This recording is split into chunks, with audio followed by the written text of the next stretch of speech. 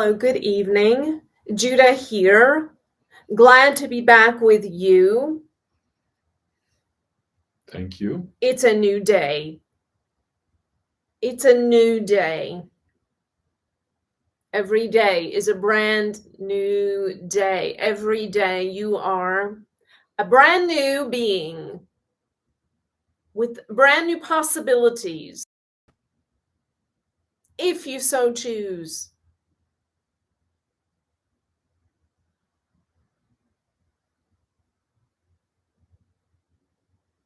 We want to celebrate you tonight and who you are, the truest part of your being. It is so unique and lovely and has a completely new signature in the earth.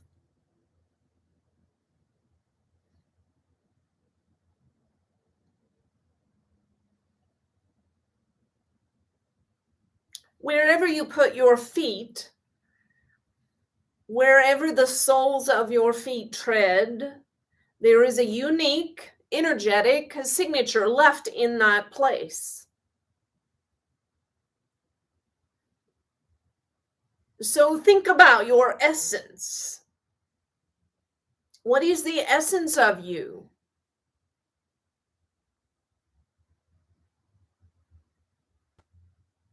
What is that essence, and where would you like to leave it?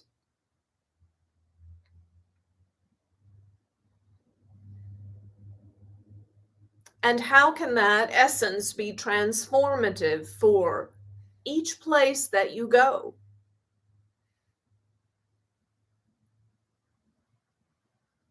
War begets war.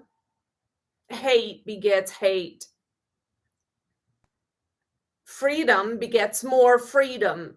And love begets love. Peace begets peace. When a man and a woman come together and create a child, the child will have the traits of the mother and father. So it is. And so you can only give to others what is your essence. Your essence is what you may give. And anything that comes from you, from the womb of who you are, we are not talking about your natural womb necessarily. We are talking about the womb of your soul. Whatever comes from that will look like you. Will talk like you, speak like you, will carry your manner and your essence. So do you really know what your essence is? Are you in touch with that?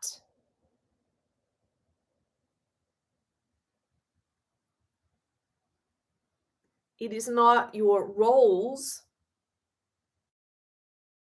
not your job descriptors. Your essence is not the geographic location from which you come or the parents from which you were born. Your essence is not your opinions or your political stance. It is not your preferences.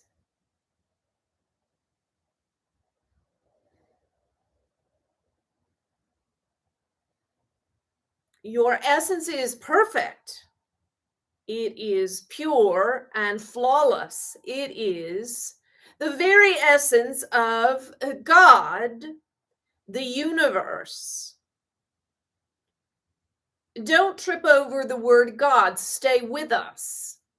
Your essence is extravagant and expansive.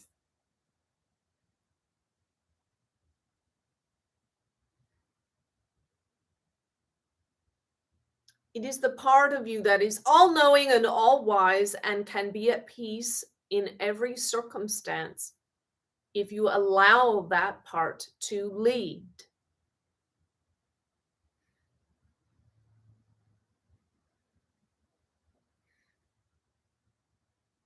sometimes in this earth realm, this part of asleep,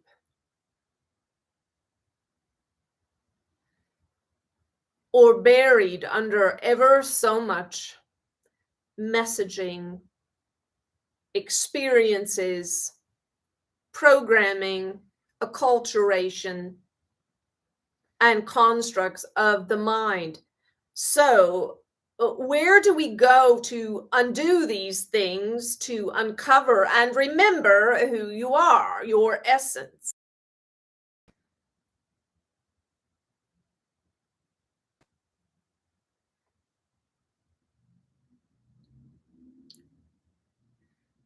There are 3 keys for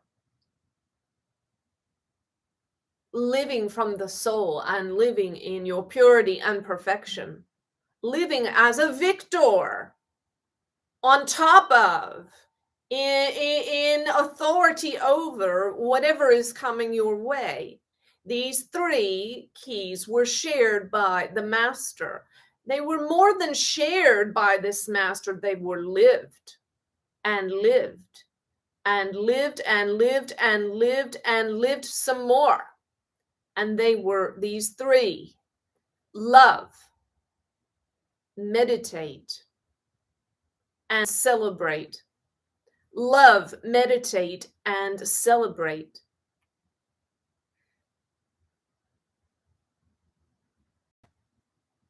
And 2 of these, the masters, we will say children, are here this evening, and we give them our honor and respect for having the wisdom and foresight to follow a master.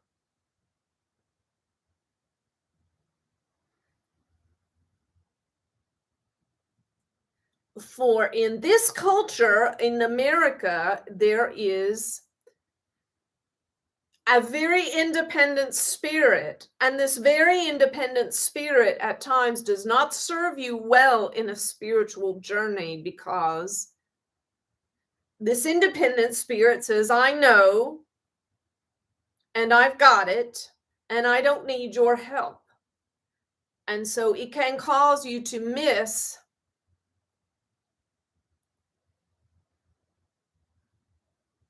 an extraordinary at the feet of masters and grow and be something ever so much more than what your mind has allowed you to be heretofore. And so let's go back to what the master said: meditate. Meditate. Meditation is where you uncover this beautiful, expansive, godlike soul of yours, which is so buried under so very many thoughts and feelings and experiences and cultural pressures. Meditation is where you begin to strip off these things and find yourself, your true self. Meditation is where your judgments about yourself and others and how things ought to be will begin to diminish and drop away, and all your thoughts in general. The mind is like an ignorant servant who comes into the king's chamber and lays down in his bed and pretends that he is the king. And he rolls around in the bed and he thinks, wow, I am the king. And the ignorant servant rolls around in the bed and makes himself comfortable. And the longer the king is away, the more he will convince himself that all that is around him is his, and that he can get away with his charade of being the king. And this is what the mind does.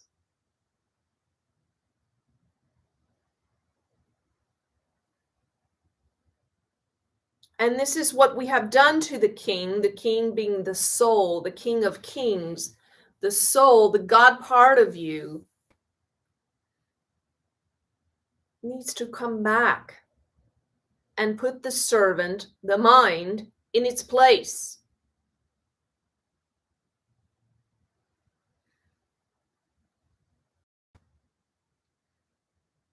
And the heart is the king, the heart. It is the heart, the soul, the heart that is meant to rule, not the head. And meditation is the king's chamber. Meditation is the beautiful king's chamber in which this work can happen.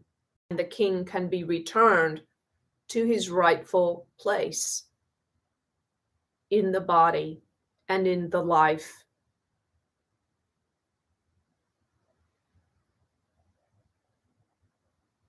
Now, you may say, well, we've heard all this before. Yes, and so we will repeat it again until you begin to practice it like you mean it and live it. Words are cheap, as they say. Reasons not to meditate, and these will be the reasons why one does not evolve as a person, but continues on in their way. And so be it, if that is your choice. You have freedom always to be whatever you wish. And if you prefer to be a sleeper and eat the red pill and drink your wine and eat your steak and live your life as a sleeper and enjoy it, then so be it. And there is no judgment there. God does not force company, you see. He leaves the door unlocked and anyone may come in, but he coerces no one. Or she. Choose your pronoun.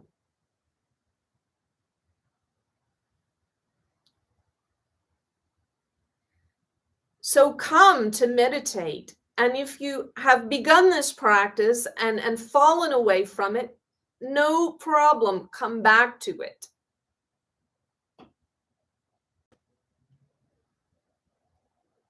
And I don't have time is not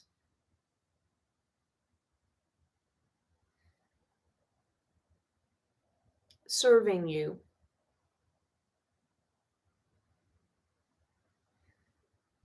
So come with what time you have, 5 minutes, 10 minutes, 30 minutes, an hour, whatever time you have, and put your intention into it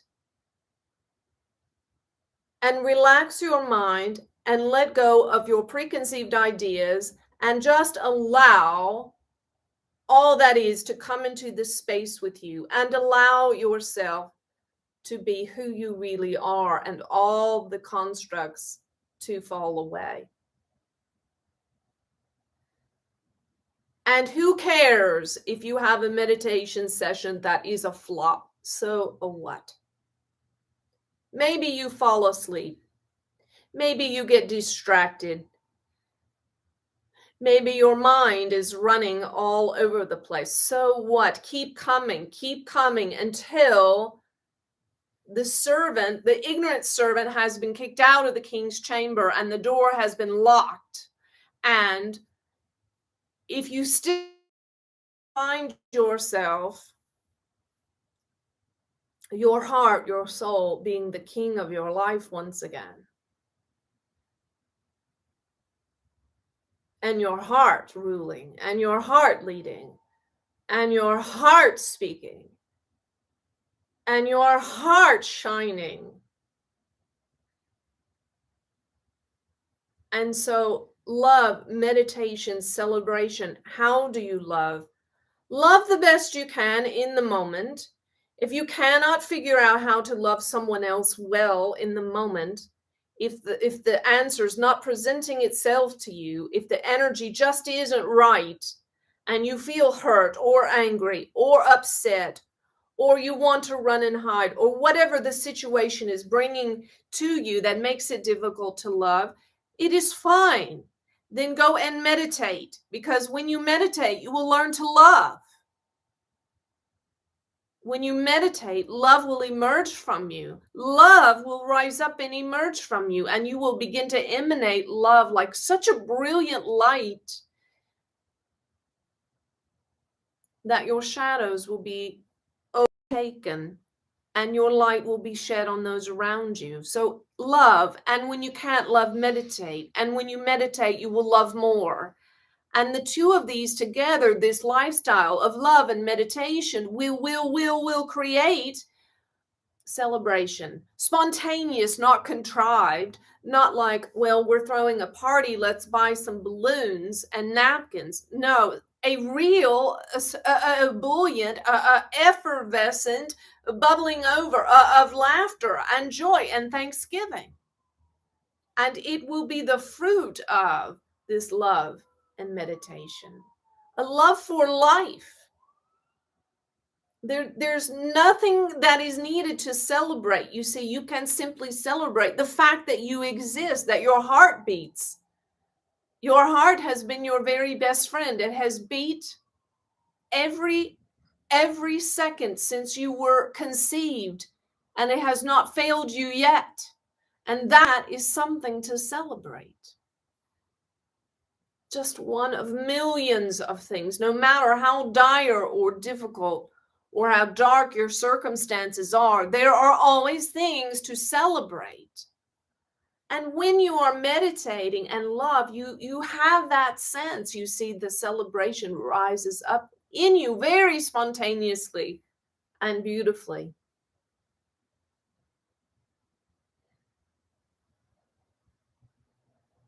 If you want to change the fruit, you have to change the root. You see, if you have an apple tree and every apple on the tree is rotten every single year, you know the root is bad. There's nothing to try to figure out there, you see. So if there's bad fruit popping up in your life, appearing, and this is consistent, a consistent pattern of some sort of bad fruit that you don't want to eat, something you don't want to be happening in your life, you don't have to wonder or guess. It means there's a bad root. And these are usually come from judgments that are made when you're hurt. And this is the nature of being a human. When you're hurt, you make a judgment. Your father slaps you across the face when you're very young, and you say in your heart, I will never let a man treat me like that again when I am grown. And so you've made a judgment out of hurt, and that root, that seed, hurt is buried. And it's just a little seed, but by the time you are grown, full grown, it's a full-blown tree with lots of negative fruit, like, I can't find a man to treat me right.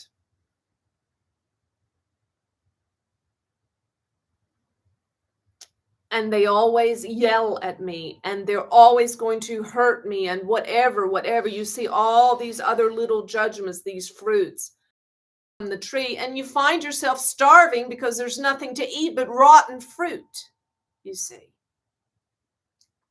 And you didn't even know that as a child you made this judgment, but you can know it now because you can see the fruit. So let us, dear ones, just come and pull the whole thing up by the root. Pull it up supernaturally. Let's do the short form. Why do the long form when you can do the short form? We are willing and able. We will come and help you pull this up by the root. And so look and listen for the fruit. When you see the fruit, you know there's a root. And ponder and say, what is the hurt, the judgment that I have? It usually sounds something like this: I will, I always, I never, I'm going, I will be. It's one of those statements And it's a statement that your heart made in hurt. I will never, I will always, I am, I will. These strong statements, these are the judgments. And when you pinpoint it, you sit in meditation and you say, I let go of that. Super conscious, God in me, tag that hurt, treat it, remove it, pull it up by the root, please. And it is done.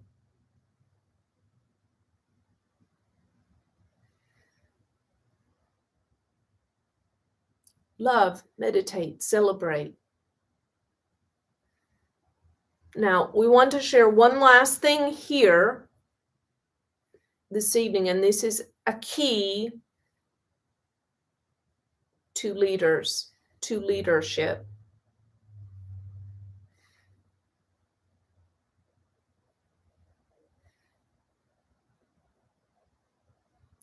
There are many great leaders in the world.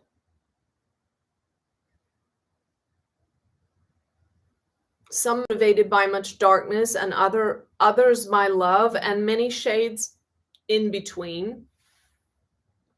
But here is one trait that is rare to find in a leader, and it is this. When a leader has created and invested time, energy, effort, resources, money, work, labor into a thing, a business, a political entity, a church, an organization, a family, whatever that leader has invested in, if the thing grows up and becomes a monster, so to speak, if it becomes distorted, if the vision goes awry, goes south, it's growing and growing, but it's becoming a freak of nature, not what it was intended to be. There are very few leaders who have the courage to pull the plug on that thing and shut it down, because their ego is at risk.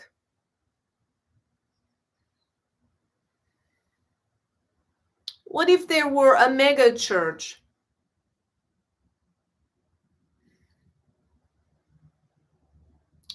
Or a Fortune 500 company?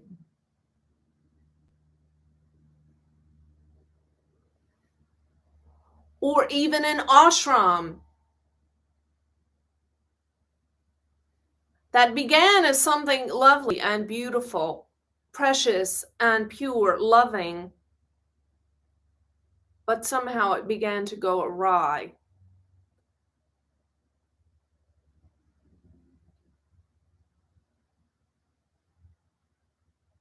And the intentions became skewed or ego-driven or motivated by a need for power or control, just off in some way, headed in the wrong direction. A real servant, true servant leader is able to shut the doors on that thing, lock it up, and throw away the key.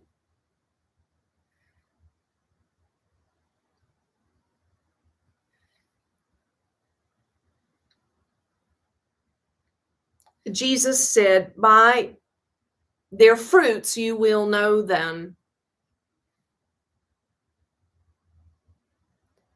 This vessel today and yesterday has been experiencing some fears, anxiety, and so this is a fruit that she does not want in her life. So it is her task not to look around her and blame it on anyone else, but to examine the roots in her own heart and spend some time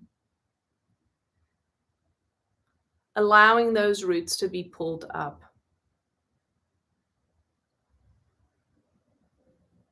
Because what she longs for more than other things, any other thing, is to be known for love.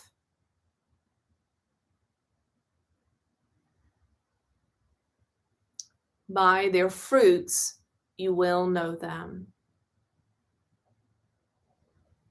What fruit do you want to be known for?